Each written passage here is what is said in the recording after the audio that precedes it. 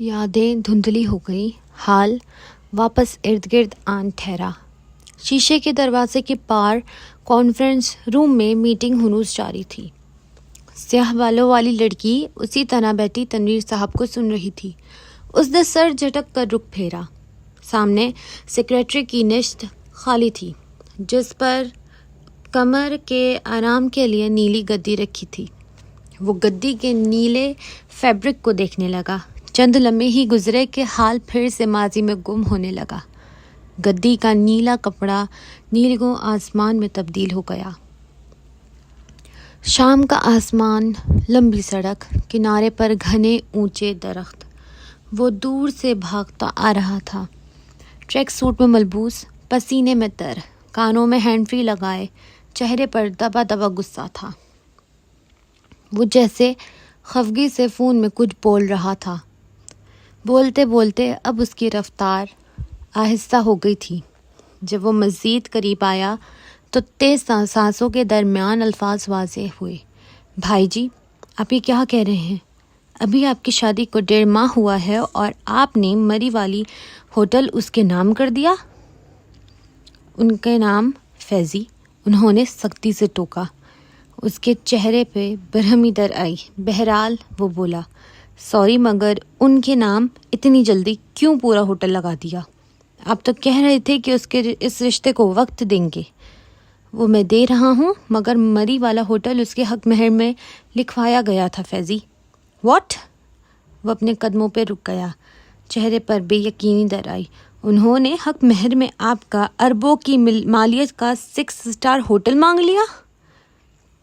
اس نے نہیں مانگا تھا، اس کی والدہ نے کہا تھا، اور دیکھا جائے تو یہ مطالبہ حق بجانب تھا۔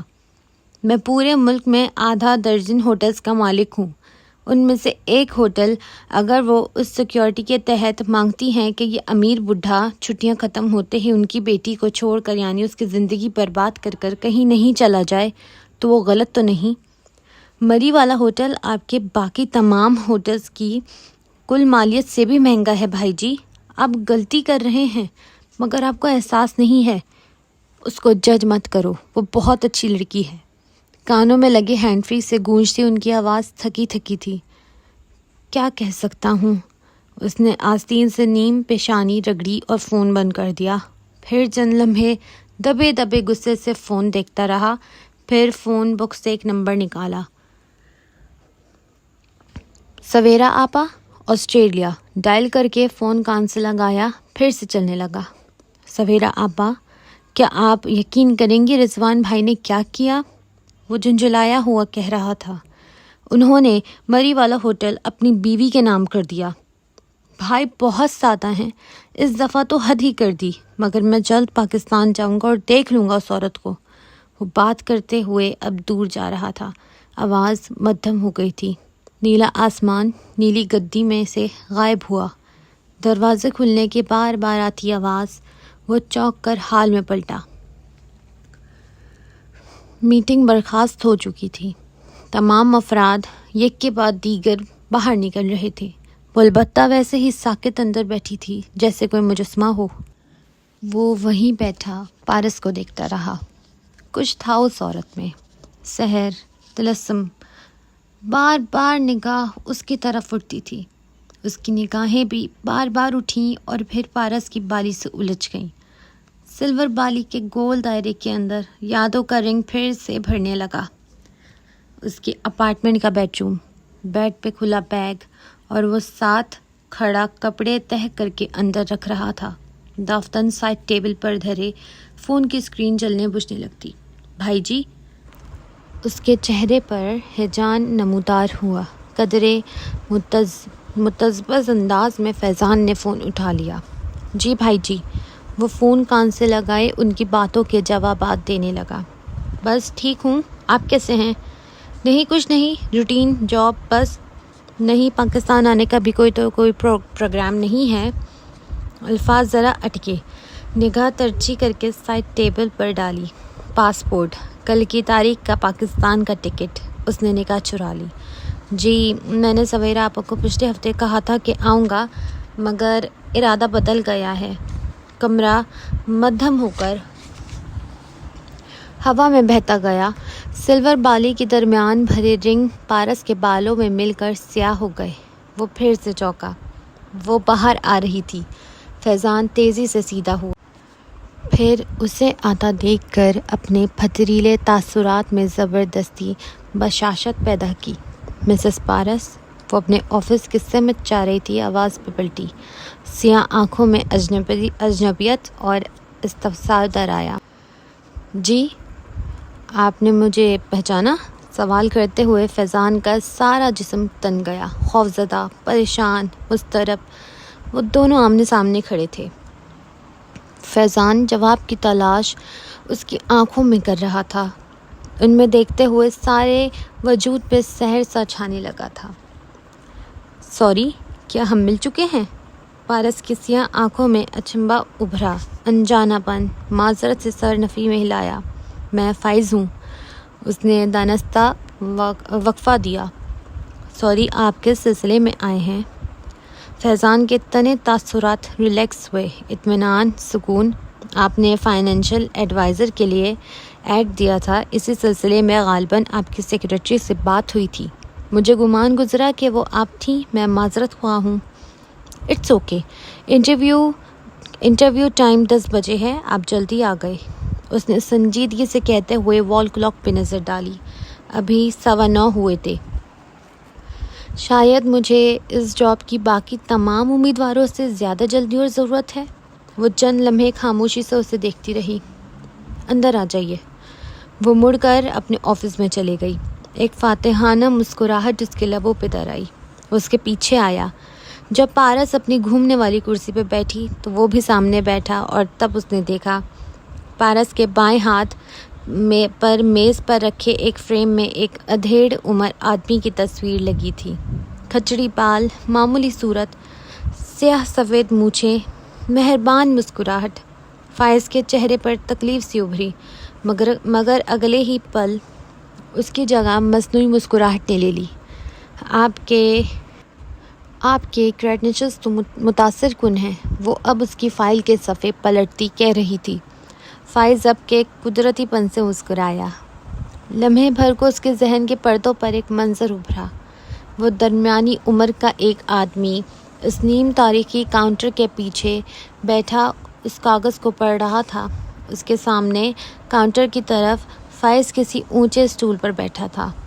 مجھے تمام کاغذات جلد از جلد چاہیے، ڈگریاں، سرٹیفکیٹ، سب۔ آدمی نے فہرست پڑھتے ہوئے اس بات میں سر ہلایا۔ ہو جائے گا، مگر پیسے لگیں گے۔ پیسوں کی فکر مت کرو، بس کام پکا ہونا چاہیے۔ اتنا پکا ہوگا کہ تم ان پر الیکشن بھی لڑ سکو گے۔ وہ چہرہ اٹھا کر بھونڈے انداز سے ہنسا۔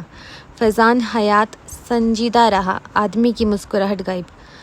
کس نام سے بنوانا ہے؟ غور سے پڑھو، اوپر لکھا ہے فائز حسین۔ فائز؟ اس نے دہرایا۔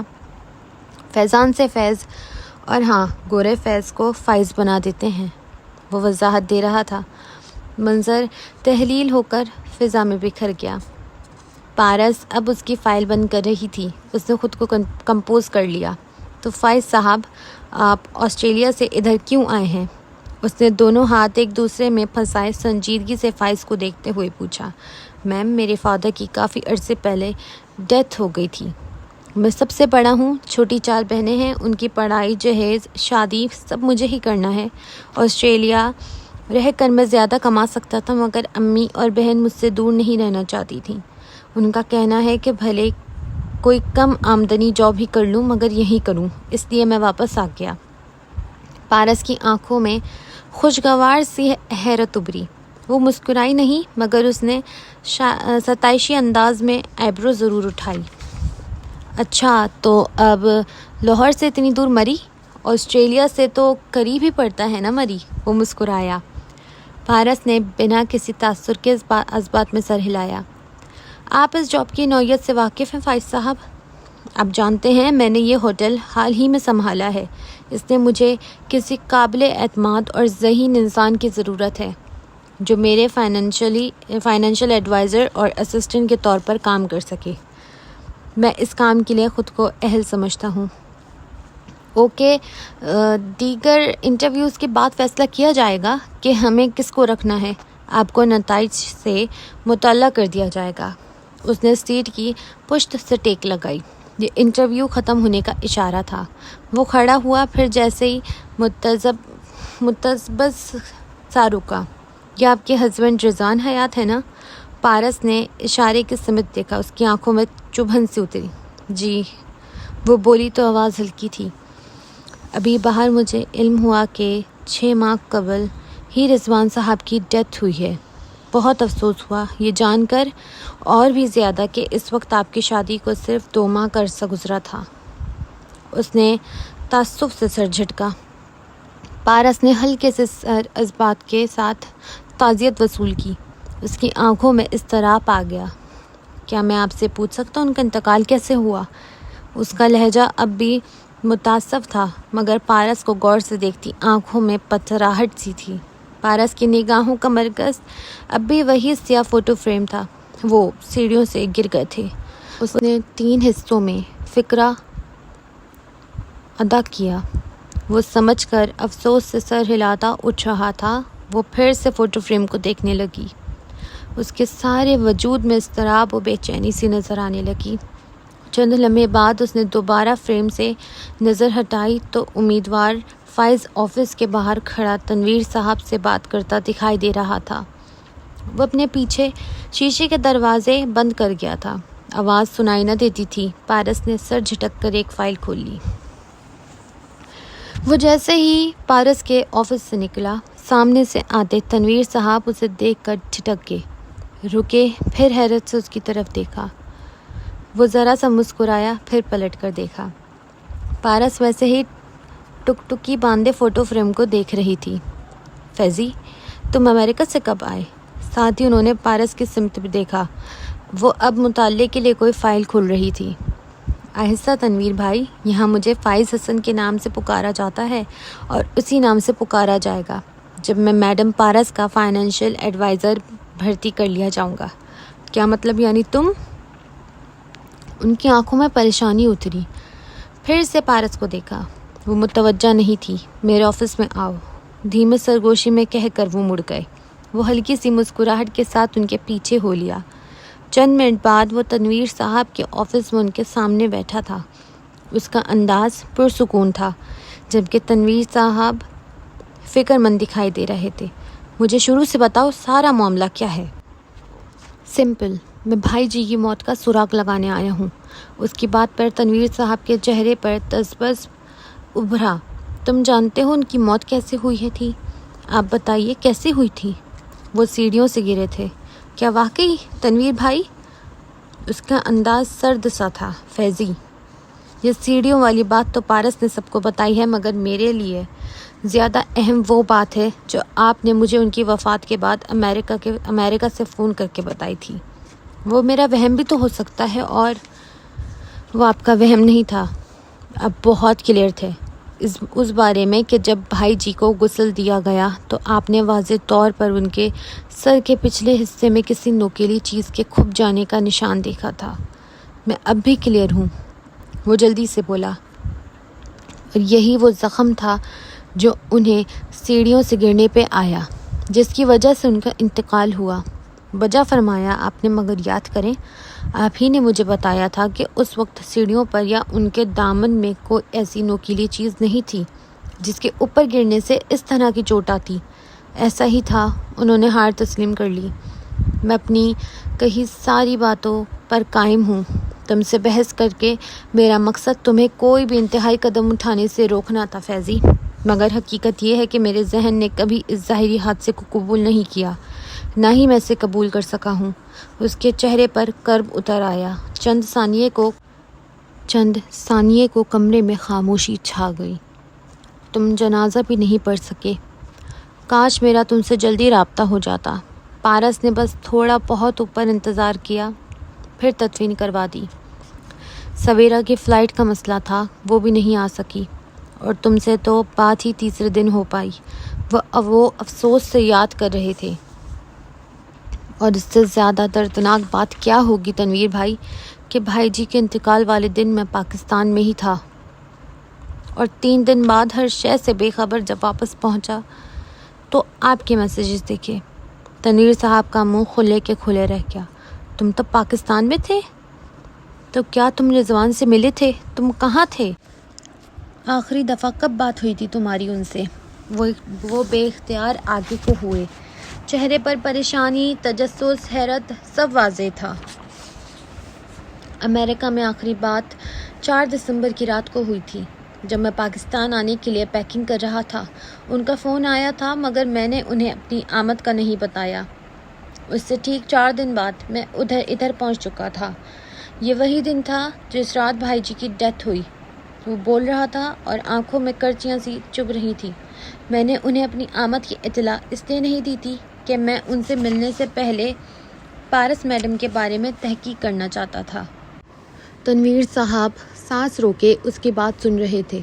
وہ میز پر رکھے پیپر ویٹ کو دیکھتے ہوئے کہتا جا رہا تھا، پہلے 2 دن میں نے پارس کے بارے میں تحقیق کی۔ مجھے معلوم ہوا کہ وہ ایک عام غریب سی لڑکی تھی جس کی گویا لاٹری نکل آئی تھی اور کچھ نہیں جان سکا۔ پھر اسی دوپہر میں بھائی جی سے ملنے چلا آیا۔ کہتے ہوئے اس نے کھڑکی کی طرف دیکھا۔ یہ کھڑکی چھوٹی تھی، مگر اس سے بھی ہوٹل کا عقبی حصہ اور سیاہ گیٹ دکھائی دیتا تھا۔ ادھر اسی گیٹ پر کھڑے ہوئے میں نے دیکھا تھا ان دونوں کو۔ کہتے ہوئے اس نے لمحے بھر کو آنکھیں موندی۔ بند پلکوں کے پار ایک یاد جھلملانے لگی۔ ہوٹل کے عقبی گیٹ کے آس پاس پہاڑیوں اور سڑک پر برف جمی تھی۔ ہر سو سفیدی تھی۔ وہ گیٹ کے پیچھے کھڑا گردن اٹھائے اوپر دیکھ رہا تھا۔ اس نے سویٹر کے اوپر جیکٹ اور سر پر اونی ٹوپی لے رکھی تھی۔ اوپر دکھائی دیتا منظر دیکھ کر آنکھوں میں عجیب دکھ اور بے بسی سی آ گئی تھی۔ اوپر شیشے کی دیوار کے پار کانفرنس روم نمایاں تھا۔ ایک کرسی پر سیاہ بالوں والی لڑکی بیٹھی تھی اور سامنے بھائی جی۔ لڑکی سر جھکائے مسلسل روتے ہوئے بار بار نفی میں سر ہلا رہی تھی اور بھائی جی جیسے اسے چپ کروانے بہلانے کی صحیح کر رہے تھے۔ فیضی کے آئیبرو تن گئے، آنکھوں میں خفگی جھلکی۔ اس نے یک بستہ ہاتھوں کو رگڑ کر گرم کیا اور موبائل نکالا۔ امریکہ کا نمبر رومنگ پر تھا۔ بھائی جی کو کال ملا کر اس نے فون کان سے لگایا۔ گھنٹی جا رہی تھی۔ بھائی جی نے گھنٹی سنی تو بات رکی، ذرا اکتا کر ادھر ادھر دیکھا، فون اٹھایا، نمبر پر نگاہ ڈالی اور فون کان سے لگایا۔ ہیلو فیضی، انداز مصروف تھا۔ پارس ایک دم اٹھ کھڑی ہوئی جیسے جانے لگی ہو، جیسے بھائی جی کے منہ سے فیضان کا نام سن کر جانے لگی ہو۔ بھائی جی نے جلدی سے اس کا ہاتھ پکڑ کر جیسے روکا۔ بھائی جی، مجھے آپ سے بات کرنی ہے۔ میں بعد میں بات کرتا ہوں تم سے، ابھی میں مصروف ہوں۔ بھائی جی، میری بات آپ کی مصروفیت سے زیادہ ضروری ہے، وہ دبے دبے اشتعال سے بولا۔ اوپر جمی نگاہوں میں تپش در آئی۔ کہا نہ فیضی، بعد میں بات کرتے ہیں۔ انہوں نے عجلت میں فون بند کیا اور پارس کو واپس بٹھایا۔ وہ ساکت ہوا میں ہاتھ میں فون پکڑے کھڑا رہ گیا۔ پھر چند لمحے گزرے تو ایک دم مڑا اور پیچھے کھڑی سفید کار کی طرف بڑھا۔ اس نے آنکھیں کھولی۔ تنویر صاحب دلجمی سے سن رہے تھے۔ اس رات دیر تک میں نے انہی سڑکوں پر ڈرائیو کرتا رہا۔ میں ہوش میں نہیں تھا۔ غصہ، بے بسی، احساس محرومی، پارس سے نفرت، میں نے ہر شے اپنے اندر محسوس کی تھی۔ وہ ایک اداکارہ تھی جو منصوعی آنسو بہا کر بھائی جی کو اپنے سامنے باندھے بیٹھی تھی، اور اس کے لیے بھائی جی نے مجھے دھتکارا۔ دیکھو، انہوں نے تمہیں دھتکارا نہیں تھا، صرف بعد میں بات کرنے کو کہا تھا۔ ہو سکتا ہے وہ کسی اہم مسئلے میں پھنسے ہوں۔ بات رویے کی نہیں، اس سیاہ کو سباق کی ہے جس میں میں نے وہ منظر دیکھا۔ صرف پارس کی وجہ سے میں ان سے مل نہیں سکا۔ اس دن انہوں نے 2-3 بار مجھے کال کی، میں نے فون ہی آف کر لیا، بس پاگلوں کی طرح ڈرائیو کرتا رہا۔ اس رات میں ہوش میں نہیں تھا، دل کرتا تھا کسی پہاڑ سے گاڑی دے ماروں۔ ایسا تو نہ تھا مگر پھر رات میں اسلام آباد چلے گیا، فون آف رکھا، سب سے دور ہوٹل میں لیٹا رہا۔ اگلے دن فلائٹ تھی۔ تیسرے روز جب امریکہ پہنچا تو گھر کے فون پر آپ سب کے پیغامات سنے، مگر تب تک بہت دیر ہو چکی تھی۔ اس کی آنکھیں شدت سے سرخ پڑ رہی تھیں، چہرے پر نفرت کی پتھراہٹ تھی۔ چند لمحے مزید سرکے. آفس میں چھایا تناؤ اب ڈھل کر ترہم و ہمدردی میں بدلنے لگا. تنویر صاحب کی پریشانی گم ہو گئی. اب فقط فکر مندی رہ گئی. اب تم نام بدل کر یہاں کیوں آئے ہو؟ پہلے میں اپنے نام سے آنا چاہتا تھا، بھائی جی کا بھائی بن کر، ان کی قبر کو دیکھنے، مگر پھر رک گیا. یہ خیال کہ مجھے یہاں آپ کے اور افضل بابا کے سوا کوئی نہیں جانتا مجھے ایک دوسرے نہج پر سوچنے پر مجبور کر گیا. اب اسی لیے میں فائز حسن کے روپ میں بھائی جی کے قتل کے سراغ لگانے یہاں موجود ہوں. تمہیں کیا لگتا ہے؟ تنویر صاحب قدرے توقف سے بولے. سامنے کی بات ہے، بھائی جی کو قتل کیا گیا ہے اور یہ کام پارس کے علاوہ کوئی نہیں کر سکتا. کمرے میں موت سے سناٹا چھا گیا. فائز، یہ بہت بڑا الزام ہے. وہ متبس سے تھے. یہ حقیقت ہے اور ایک دن میں پارس کے خلاف تمام ثبوت اکٹھے کر کے اس کو اقرار جرم کرنے پر مجبور کر دوں گا. آپ دیکھیے گا. چند ثانیے پہلے کی تکلیف اب اس کے لہجے سے غائب تھی. اس کی جگہ سرد مہری چبھن اور حد درجہ اعتماد نے لے لی تھی. اور اگر اس نے تمہیں پہچان لیا؟ وہ مجھے نہیں پہچانتی، بے فکر رہی ہے. وہ مجھ سے کبھی نہیں ملی اور نہ ہی میری شکل بھائی جی سے ملتی ہے جو وہ پہچان جائے. تصویر کا ویسے بھی مجھے شوق نہیں، اور جو میری پرانی تصاویر فیملی البمز میں ہیں وہ سب لاہور میں پڑے ہیں. بھائی جی 1-2 دن کے لیے یہاں دورے پر آئے تھے، بس اچانک سے شادی کی اور یہیں رہنے لگے. وہ اپنے ساتھ یہاں کچھ ایسا نہیں لائے تھے جس میں میری تصویریں ہوں. نہ وہ کبھی پارس کو لاہور لے کر گئے. افضل بابا نے خود ہی یہ بات کہی ہے کہ پارس نے رضوان حیات کے بھائی کو کبھی نہیں دیکھا. وہ سانس لینے کو رکا. ابھی جب میں اس سے ملا تو بھی اس کے چہرے پر شناسائی کا کوئی تاثر نہیں تھا. وہ اچھی اداکار نہیں ہے. بھائی جی کا ذکر کیا تو اس کے تاثرات فوراً بدلے. اگر وہ مجھے پہچانتی تو اس کے تاثرات زیادہ تیزی سے بدلنے چاہیے تھے. وہ پرسکون تھا، مگر تنویر صاحب کی فکر مندی ابھی کم نہیں ہوئی تھی. اور اگر وہ تمہیں پہچان گئی تو؟ قتل اس نے کیا ہے، ڈرنا اسے چاہیے. میں کس بات سے ڈروں؟ تنویر صاحب لاجواب ہو گئے. نہیں فائز، تم جذباتی تو ہو، مگر اس کے باوجود تم نے کبھی کوئی احمقانہ حرکت نہیں کی. میں تمہیں عرصے سے جانتا ہوں، اس لیے میری تم سے بس ایک ہی درخواست ہے، پلیز جو بھی کرنا سوچ سمجھ کر کرنا. ہو سکتا ہے کہ واقعی یہ ایک حادثہ ہو، وہ بہت جلد معلوم ہو جائے گا. وہ پرعزم و ٹھوس انداز میں کہتا اٹھ کھڑا ہوا. تنویر صاحب کی فکر ابھی تک کم نہیں ہوئی تھی. ہوٹل کے عقبی حصے پر شام ڈھل رہی تھی. سرسبز پہاڑیاں، گہری کھائی، ویران مگر خوبصورت علاقہ. وہ ہر شے سے بے نیاز صبح کے انداز میں چلتی ہوئی گیٹ سے باہر نکلی. بس فرق یہ تھا کہ صبح گلاسز آنکھوں پر تھے تو اب گربان پر اٹکے ہوئے تھے. ڈرائیور نے اسے دیکھتے ہی کار کا پچھلا دروازہ کھولا. وہ چند قدم آگے آئی، پھر رک گئی.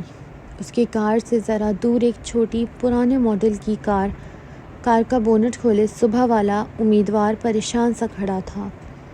کبھی کبھار کوئی تار چھیڑتا، پھر فکر مندی سے سیدھا ہو کر ادھر ادھر دیکھتا. پارس نے آنکھیں سکیڑ کر اسے دیکھا، پھر اپنے منتظر کھڑے ڈرائیور کو. ذرا سا تسبس اس کے خوبصورت آنکھوں میں ابھرا، پھر وہ آگے آئی، کار میں بیٹھی. ڈرائیور نے دروازہ بند کیا تو اس نے اسے روکا. فرید خان؟ ساتھ ہی اپنی طرف کا شیشہ نیچے کیا. جی میڈم. وہ مؤدب سا پلٹا. وہ پیچھے جو صاحب کھڑے ہیں ان سے پوچھو کہ کیا مسئلہ ہوا ہے ان کی کار کے ساتھ، اور دیکھو اگر تم ان کی مدد کر سکتے ہو تو میں انتظار کر لوں گی. جی میڈم. وہ فوراً فائز کی طرف گیا. پارس نے گردن نہیں موڑی، محض ڈرائیونگ سیٹ کے ڈور پر لگے بیک ویو مرر میں دیکھا. ڈرائیور فرید خان اب فائز حسن کے پاس کھڑا کچھ کہہ رہا تھا. دونوں میں چند فکروں کا تبادلہ ہوا. فائز نے اس کی کسی بات پر چونک کر کار کی طرف دیکھا. چہرے پر شرمندگی اتری. وہ تیزی سے اس طرف آیا. سوری میڈم، آپ کو میری وجہ سے زحمت کرنی پڑی. وہ تشکر و احسان مندی سے کار سے ذرا فاصلے پر کھڑے ہو کر کہنے لگا. پارس کے تاثرات ویسے ہی سنجیدہ رہے. کیا آپ کی کار خراب ہو گئی ہے؟ جی پتہ نہیں ایک دم سے کیا ہو گیا ہے. پرانی چیز کے تو ویسے بھی 100 مسائل ہوتے ہیں. یہاں قریب میں کوئی ورک شاپ نہیں ہے؟ آپ کو مین سٹی جانا پڑے گا. آپ کار ادھر لاک کر دیں، فرید خان آپ کو شہر لے جائے گا. فائز کے چہرے پر مزید شرمندگی ابھری. میم آپ تھینک یو سو مچ، مگر ابھی تو ڈرائیور کو آپ کو چھوڑنا ہوگا. میں کوئی دوسری کنوینس دیکھ لیتا ہوں. یہاں آپ کو کوئی پبلک ٹرانسپورٹ نہیں ملے گی. آپ چاہیں تو ہمارے ساتھ آ جائیں، مجھے گھر ڈراپ کر کے فرید خان آپ کو لے جائے گا. اس کا انداز بے تاثر تھا، جیسے آفر کا آخری حصہ ہو. اگر اب وہ انکار کرے گا تو جیسا آپ کی مرضی کہہ کر آگے بڑھ جائے گی. بہت شکریہ میم، میں کار لاک کر آتا ہوں. تھوڑی دیر بعد وہ فرید خان کے ہمراہ فرنٹ سیٹ پر بیٹھا تھا اور پارس پچھلی سیٹ پر براجمان باہر دیکھ رہی تھی. کار خاموشی سے اونچے نیچے راستوں پر محو سفر تھی. فرنٹ سیٹ پر بیٹھا فائز وقفے سے ایک نظر بیک ویو مرر میں ڈال لیتا، جو یوں سیٹ تھا کہ پارس کا چہرہ صاف نظر آ رہا تھا. وہ رخ ذرا موڑے کھڑکی سے باہر دیکھ رہی تھی. ایسا لگتا تھا جیسے وہ کہیں بہت دور ہو. ایک سڑک پر آگے مڑ کر فرید خان نے گاڑی آہستہ کر دی. میڈم اندر لے جاؤں گھر تک، کیا آپ یہیں اتریں گی؟ فائز نے بے اختیار ونڈ اسکرین کے باہر پار دیکھا. طویل سڑک جو اونچی ہوتی جا رہی تھی، اس کے اختتام پر اونچائی پر بنا ایک خوبصورت مخروطی چھتوں والا بنگلہ تھا. جہاں کار رکی تھی وہاں سے بنگلے تک کافی فاصلہ تھا. پارس بنا کچھ کہے دروازہ کھول کر اتر گئی اور بنگلے کی طرف چلنے لگی. فائز نے بظاہر گھبرا کر فرید خان کو دیکھا. آپ انہیں گھر تک چھوڑنے آتے؟ مجھے کوئی جلدی نہیں تھی، میری وجہ سے. میڈم ہمیشہ یہی اترتی ہیں. مگر کیوں؟ وہ حقیقتاً چونکا. فرید خان نے جواب نہیں دیا، بس خاموشی سے بلند ہوتی سڑک کو دیکھتا رہا، جہاں پارس قدم قدم اوپر چڑھ رہی تھی. جب تک وہ باحفاظت گھر نہیں پہنچی، فرید خان وہاں سے ہٹتا نہیں تھا. جب وہ اندر چلی جاتی تب وہ گاڑی گھر تک لے آتا. فائز کی نگاہیں ابھی تک وہیں جمی تھی. پارس کے اٹھتے قدم ویسے نہیں تھے جیسے ہوٹل میں داخل ہوتے یا نکلتے وقت تھے. اس کی چال آہستہ تھی، شکست خوردہ، کسی اور سوچ میں گم، دنیا سے دور. وہ دھیرے دھیرے چلتی اب آدھا راستہ عبور کر چکی تھی. کار میں بیٹھے دونوں افراد کی نگاہیں لمحے بھر کو بھی اس سے نہیں ہٹی تھی. ایک کی ذمہ داری اور وفاداری سے لبریز تھی تو دوسرے کی گہری سوچ اور مستقبل کے منصوبہ بندی سے. تو امید ہے آپ لوگوں کو آج کا ایپیسوڈ اچھا لگا ہوگا، اور اگر کوئی غلطی آ گئی ہو تو اس کو اگنور کیجیے گا، کیونکہ ظاہر سی بات ہے ہم انسانوں سے ہی غلطی ہوتی ہے. تو اس لیے نیکسٹ ایپیسوڈ اگر آپ کو چاہیے تو اس پہ ویوز دیں اور لائک کریں اور کامنٹ کریں. میں ضرور حاضر ہوں گی اگلے ایپیسوڈ کے ساتھ. اللہ حافظ.